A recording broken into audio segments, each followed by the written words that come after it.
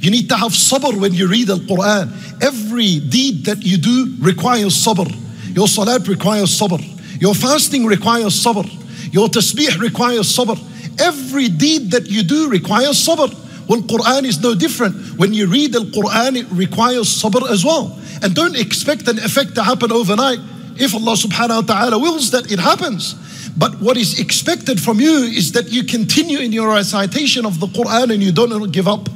Even if you've set an expectation for yourself that I expect to finish a juzat every night, and by now it's night 5, I haven't even got to that expectation. Allah, let me just close off and we'll see it next Ramadan. Don't do that. This is the plan of the shaitan, exactly. This is why before you read the Quran, you say, A'udhu billahi minash shaitanir rajim. And when you say that, you're asking Allah to protect you from a shaitanir rajim. Be conscious when you say, A'udhu billahi minash shaitanir rajim. Be conscious of the fact that it is a shaitanir rajim that is standing between you and the relationship with the Quran. It's a shaitan al-rajim that stands between you and opening this Quran and starting to read and continue to read. It's a shaitan that stands between you and this Quran. For when you say, A'udhu billahi minash shaitan al-rajim, feel it in your heart and take some time to read A'udhu billahi minash shaitan al-rajim. Because if Allah Azza wa Jal was to accept this dua from you, A'udhu billahi minash shaitan al-rajim is a dua. You're asking Allah to protect you from a shaitan. If Allah was to accept this dua from you, you'll find yourself on a highway with the Quran. You'll find yourself going forward with the Quran. And then before you begin to read, you say, Bismillahir Rahmanir Rahim.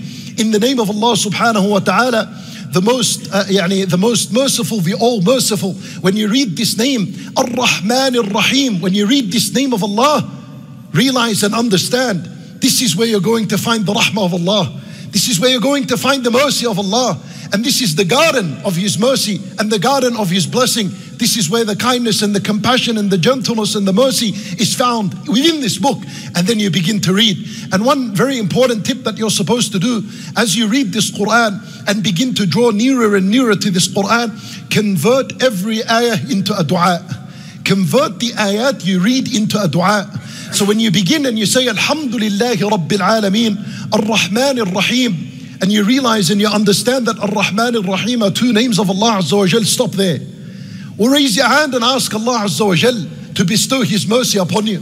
You read Maliki Yawmiddin, the King and the Owner and the Master of the Day of Judgment. Stop and say, Oh Allah, make that day easier upon me and my family and the Muslims. Iyaka na'bud, you alone we worship. Stop and say, Oh Allah, a'inni ala dhikrika wa shukrika wa husni ibadatik. Help me and aid me and support me to continue in your worship. And every ayah like this, stop and make a dua. And don't use the excuse that, what about if I don't know what I read? 100% you've already known, and you come across words like an-nar, al-jahim, al-jannah, maghfirah, adhab, sayyi'at. When you come by these words, which you know their meaning, stop.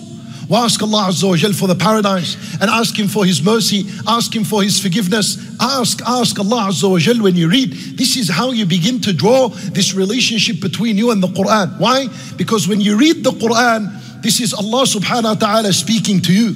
And when you make dua, this is you speaking to Allah subhanahu wa ta'ala. And when someone speaks to someone else, he expects a response from him. This will enhance your relationship with the Quran, and it'll take it to another level, and it'll keep dragging you and bringing you closer and closer to Allah subhanahu wa ta'ala.